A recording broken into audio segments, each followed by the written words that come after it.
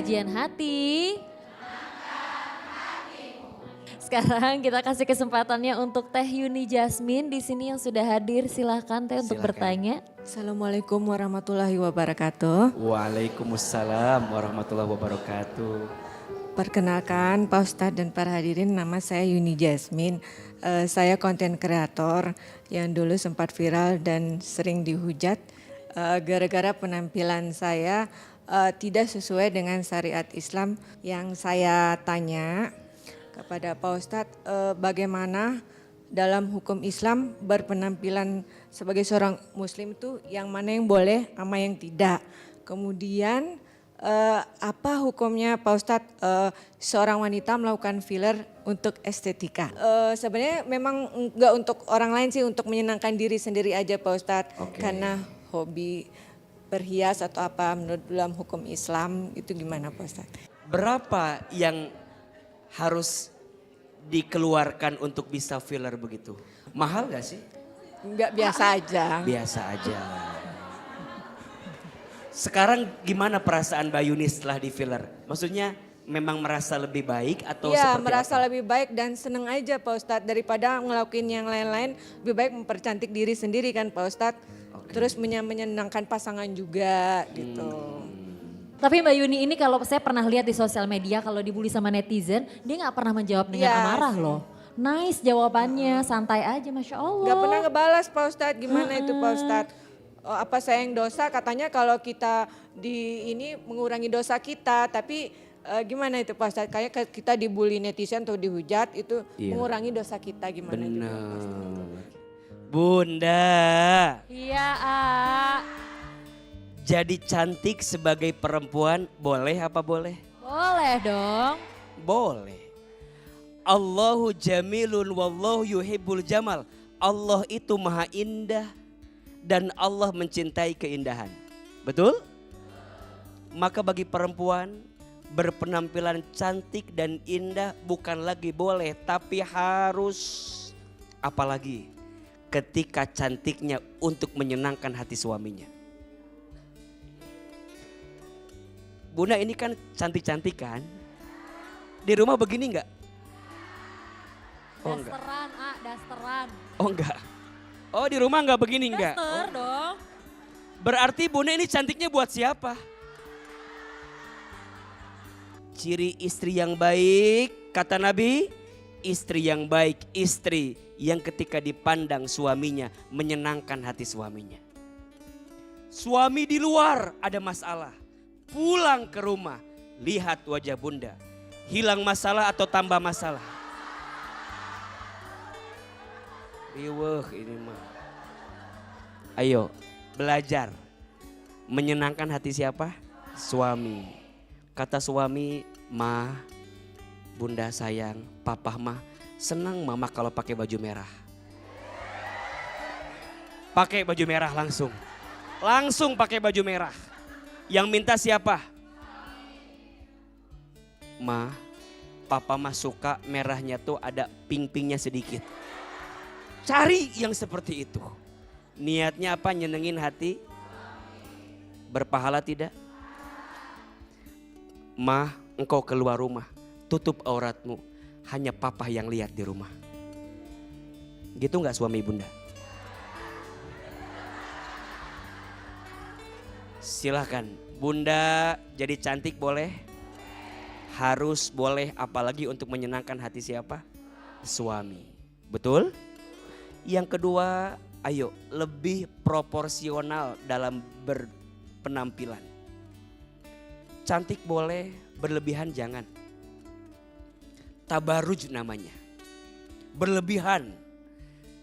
Mohon maaf, sesuatu yang berlebihan itu tidak baik. Innallaha la yuhibbul musrifin. Sesungguhnya Allah tidak menyukai orang-orang yang berlebihan. Mohon maaf, dengan tanpa merendahkan, apa yang telah Allah ciptakan sudah baik atau tidak? Sudah sempurna? Sudah terindah? Laqad khalaqnal insana fi ahsani taqwim. Sungguh kami, kata Allah, telah menciptakan manusia dengan bentuk yang paling sempurna.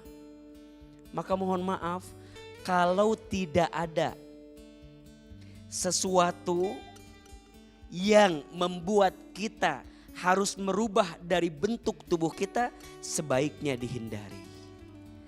Karena perkara ini termasuk perkara yang tidak mensyukuri yang diciptakan oleh Allah Subhanahu wa ta'ala.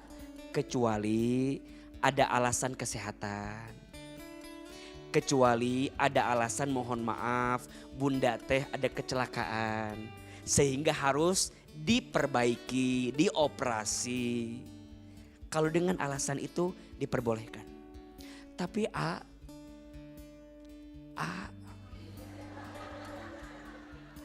saya tuh begini pengen nyenengin hati suami.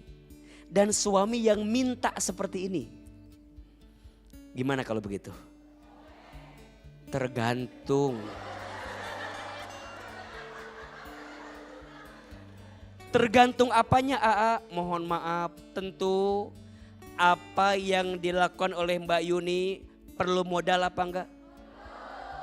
Perlu biaya atau tidak?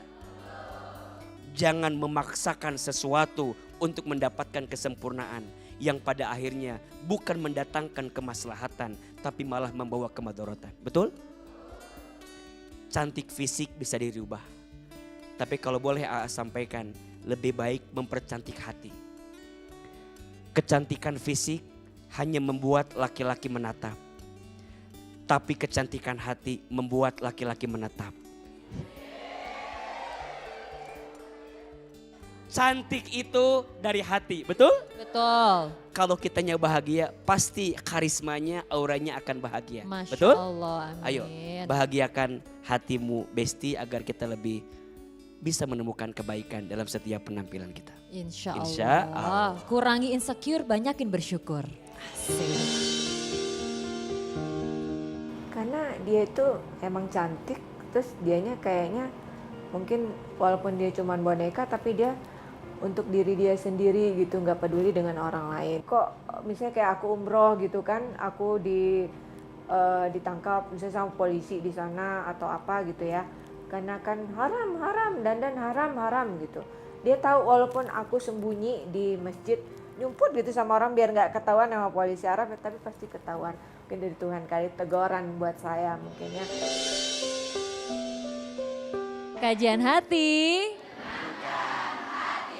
Sekarang kita masuk ke sesi sepucuk surat untuk Ustadz. Sudah ada surat di tangan saya, kita bacain ya. Dear Ustadz Hilman, dari aku Alia. Ustadz, perkenalkan aku Alia. Aku adalah seorang istri yang telah menjalani pernikahan selama 19 tahun.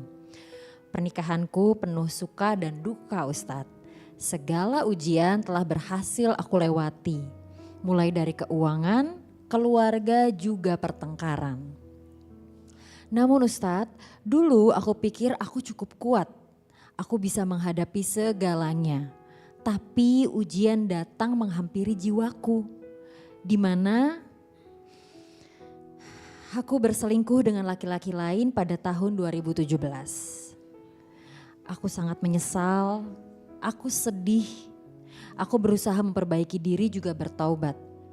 Beruntungnya aku bahwa suamiku mau memaafkanku. Aku kira semuanya telah berakhir Ustadz. Tepat di awal tahun 2025, aku mengetahui bahwa suamiku berselingkuh. Apa alasannya? Karena dia masih kecewa denganku Ustadz. Aku berusaha memaafkan namun luka tersebut kembali terulang. Di bulan Februari dia kembali berselingkuh. Aku lelah Ustadz, sakit hatiku. Ingin aku bertahan. Kini aku di persimpangan jalan. Harus menelan luka begitu dalam. Apa yang harus aku lakukan Ustadz? Bagaimana cara aku untuk ikhlas dan menjadi wanita yang baik? Taubat seperti apa yang harus aku lakukan agar Allah ampuni dosaku? Mohon arahannya Ustadz. Inilah kenapa syariat kita mengingatkan untuk jangan pernah mendekati zina. Wala taqrabuz zina. Mendekati saja tidak boleh. apalagi melakukannya. Kenapa? Karena zina ini menghancurkan. Tolong catat baik-baik. Ada 4 dampak buruk dari perbuatan zina. 1, menghilangkan cahaya wajah. Menghilangkan kehormatan. Kusam. Tidak memiliki semangat dalam hidup.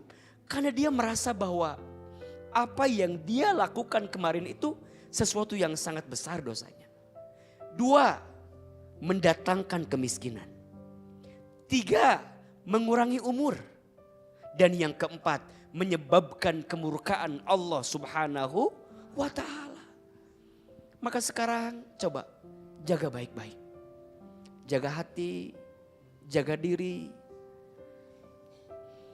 Maka kadang yang jadi masalah bukan karena kurangnya pasangan kita, tapi kurangnya bersyukur dalam hati kita. Sehingga tidak pernah merasa cukup dengan apa yang Allah berikan dalam hidup kita. Apa sih senangnya? Apa sih bahagianya berkhianat? Tidak ada. Yang ada hanyalah menyimpan sesuatu yang menyakitkan dalam hati kita. Bertaubat sungguh-sungguh, menyesal.